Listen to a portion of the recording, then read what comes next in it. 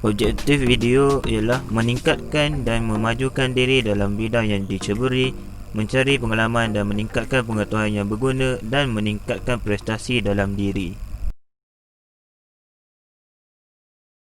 Assalamualaikum warahmatullahi wabarakatuh. Nama saya Muhammad Rizman Mirza bin Umar Azmi. Saya dilahirkan pada 30 Januari 2002 bertempat di Hospital Besar Kota Baru, Kelantan. Saya mempunyai 3 orang adik-beradik dan saya anak yang kedua. Cita-cita saya ingin menjadi jurugambar yang profesional. Kekuatan saya ialah saya cepat melakukan tugas, saya berdikari dalam melakukan satu hal dan saya seorang yang penyabar. Kelemahan saya pula saya cepat terpengaruh dengan kawan. Sumbangan yang saya telah lakukan ialah saya telah menjadi kapten rumah kepada Sekolah Menengah Sains Tukar Abdul Wahab dan menjadi setiausaha kadet polis di sekolah tersebut.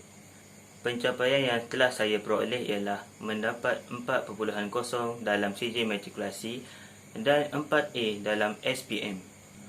Sebab saya memilih pekerjaan sebagai juru kamera di TV3 ialah saya mempunyai skill yang tinggi dalam penggambaran, pandai memilih gambar yang bermasalah, pandai menjaga kualiti video yang dirakam dan memenuhi keperluan semasa. Kemalangan jalan raya ialah kemalangan yang melibatkan pelanggaran antara kenderaan secara tidak sengaja atau pemandu hilang kawalan sehingga menyebabkan kematian ataupun kecederaan. Isu kemalangan jalan raya semakin panas apabila tibanya musim perayaan. Masyarakat zaman sekarang tidak mengambil berat tentang kes kemalangan ini. Punca berlakunya kemalangan jalan raya yang pertama ialah ramai pemandu dan penunggang kenderaan memandu secara cuai.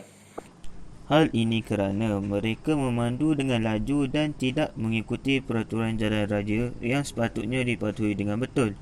Contohnya, pemandu yang mabuk membawa kenderaan dengan keadaan separuh sedar dan berbahaya menyebabkan berlakunya kemalangan jalan raya yang sangat teruk. Punca kemalangan yang kedua ialah pemandu tidak menyelenggara kenderaan sebelum melakukan perjalanan yang jauh. Apabila kenderaan tidak diselenggara sebelum memulakan perjalanan, peluang untuk terlibat dalam kemalangan sangat tinggi kerana kenderaan itu boleh dikatakan rosak. Contohnya, tayar kereta yang tidak ada bunga akan menyebabkan tayar tidak dapat mencengkam jalan dengan kuat menyebabkan kereta tergelincir daripada jalan. Punca kemalangan yang ketiga ialah keadaan jalan raya yang berbukit bukau, berselekoh dan berlubang-lubang. Keadaan jalan raya seperti ini sangat berbahaya kepada pengguna kerana selalunya pemandu tidak perasan dengan keadaan jalan raya tersebut. Apabila pemandu tidak sedar mereka melalui jalan tersebut, mereka akan hilang kawalan lalu berlakunya kemalangan jalan raya kepada mereka. Langkah untuk mengatasi kemalangan jalan raya yang pertama ialah melakukan kempen kesedaran kepada masyarakat.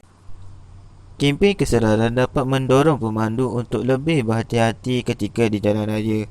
Hal ini kerana dalam kempen kesedaran terdapat program ceramah motivasi yang dapat menyedarkan lagi pengguna jalan raya untuk menggunakan jalan raya dengan lebih cermat.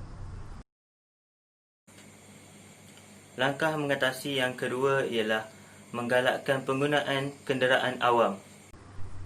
Penggunaan pengangkutan awam dapat mengurangkan kemalangan jalan raya kerana apabila pengguna jalan raya menggunakan pengangkutan awam, bilangan kenderaan di atas jalan raya berkurang. Contoh pengangkutan awam yang tersedia ada di Malaysia ialah monorail, kereta api dan bas. Langkah mengatasi yang ketiga ialah menguatkuasakan undang-undang jalan raya dengan lebih ketat. Dengan adanya undang-undang jalan raya yang diperketatkan, pemandu akan lebih cermat menggunakan jalan raya apabila menaiki kenderaan. Contohnya, sekiranya disabitkan kesalahan, pemandu akan dikenakan bayaran atau dimasukkan ke penjara untuk tempoh yang tertentu. Jadi sebagai perumusannya ialah kita sebagai pengguna jalan raya hendaklah mematuhi peraturan yang telah ditetapkan oleh kerajaan. Kita juga perlu mendidik anak-anak kita daripada kecil supaya mereka tidak terlibat dengan kemalangan jalan raya.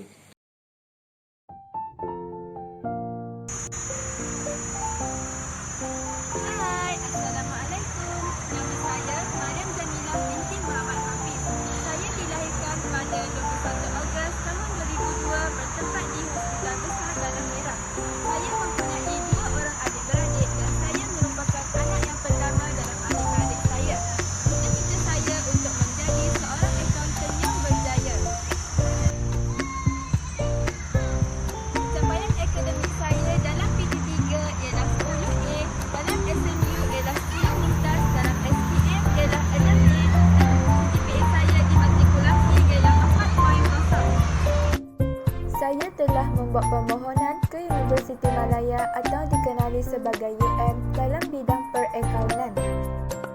Sebab saya memohon kursus perakaunan di Universiti Malaya ataupun dikenali sebagai UM adalah kerana Universiti Malaya adalah universiti yang terbaik di Malaysia dan antara yang terbaik di peringkat antarabangsa. Universiti Malaya juga adalah idaman saya sejak dahulu lagi.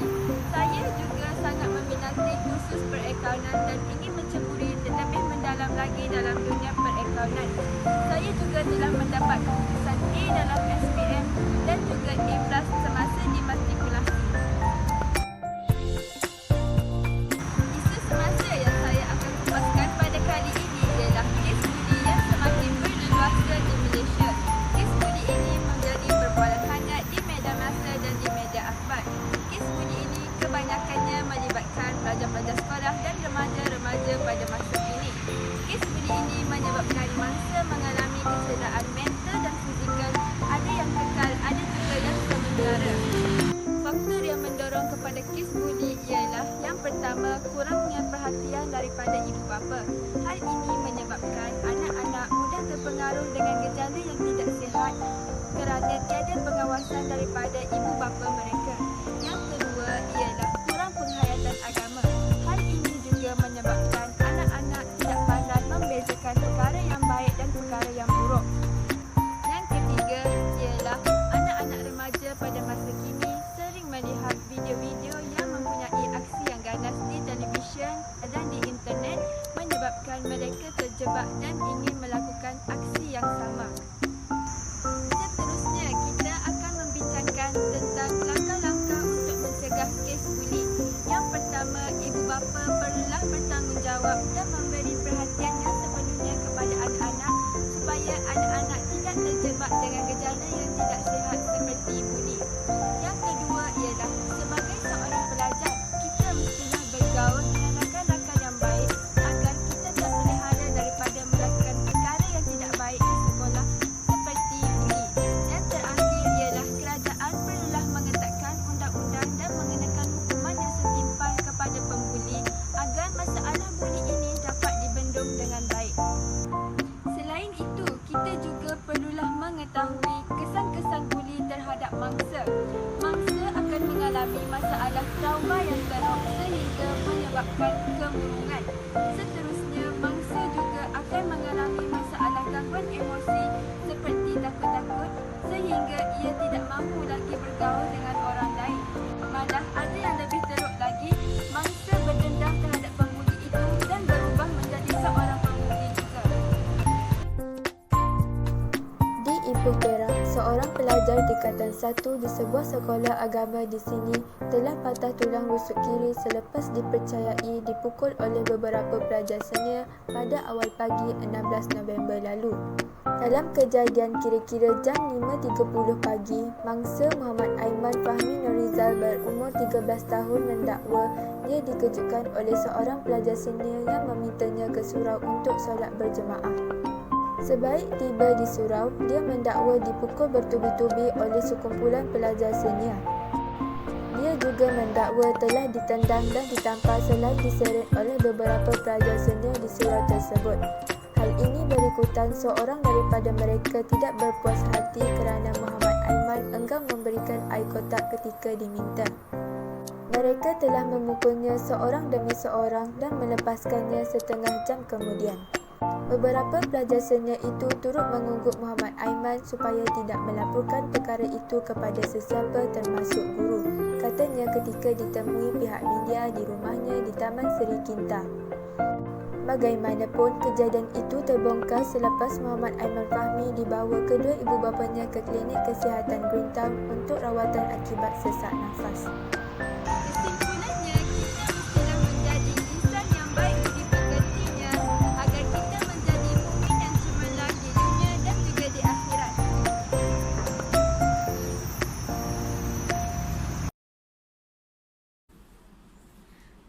Assalamualaikum warahmatullahi wabarakatuh. Nama diberi Aisyah Sofia binti Sa'ad. Saya dilahirkan pada 15 Januari 2002 bertempat di Hospital Besar Kota Baru. Saya merupakan anak yang kelima daripada 6 orang adik-beradik. Cita-cita saya ialah menjadi seorang perempuan. Kekuatan diri saya ialah saya seorang yang bertanggungjawab dalam melaksanakan tugas. Saya juga seorang yang suka akan cabaran dan benda baharu. Seterusnya, saya merupakan seorang yang menepati masa dan teliti. Manakala kelemahan diri saya ialah saya mudah marah. Pencapaian dalam bidang akademik saya, matrikulasi sebanyak 4.0, manakala SPM sebanyak 7A. Manakala dalam bidang co-curricular, saya pernah menyertai pertandingan kawat kaki peringkat sekolah, pertandingan karam jama'i peringkat kebangsaan dan perentas desa peringkat sekolah. Sebab-sebab saya memohon kursus perundangan di Universiti Sains Islam Malaysia USIM ialah pertama, Universiti Sains Islam Malaysia USIM merupakan Universiti Islam Malaysia pertama yang ditubuhkan oleh Kerajaan Malaysia. Seterusnya, universiti ini menumpukan penguasaan dalam bahasa Arab, dalam bahasa Inggeris dan dalam bahasa Melayu. Ketiga, universiti ini menawarkan program syariah dan undang-undang. Seterusnya, universiti ini merupakan universiti impian saya sejak dari bangku sekolah lagi. Bunuh diri ialah perbuatan untuk menamatkan atau menghilangkan nyawa diri sendiri. Ianya boleh dilakukan dengan pelbagai cara, dengan cara fizikal luaran, dalaman atau kedua-duanya sekali. Dalam kebanyakan kes bunuh diri, ia berlaku akibat ketidakmampuan seseorang individu itu untuk menghadapi tekanan dalam kehidupan yang dialami. Mereka berasa bahawa langkah untuk meneruskan kehidupan bukan satu idea yang baik, sebaliknya lebih menambah kesengsaraan. Langkah mengatasi masalah bunuh diri. Pertama, elakkan berseorangan. Individu yang menghadapi kemurungan cenderung untuk menyendiri atau mengelakkan diri daripada menyertai mana-mana aktiviti berkelompok. Keadaan ini tidak akan membantu mereka keluar daripada kepompong masalah kerana tekanan yang disimpan akan lebih merebak di dalam jiwa mereka. Kedua, jauhkan diri daripada individu atau persekitaran yang negatif. Tekanan hidup sememangnya berpunca daripada individu ataupun persekitaran yang negatif.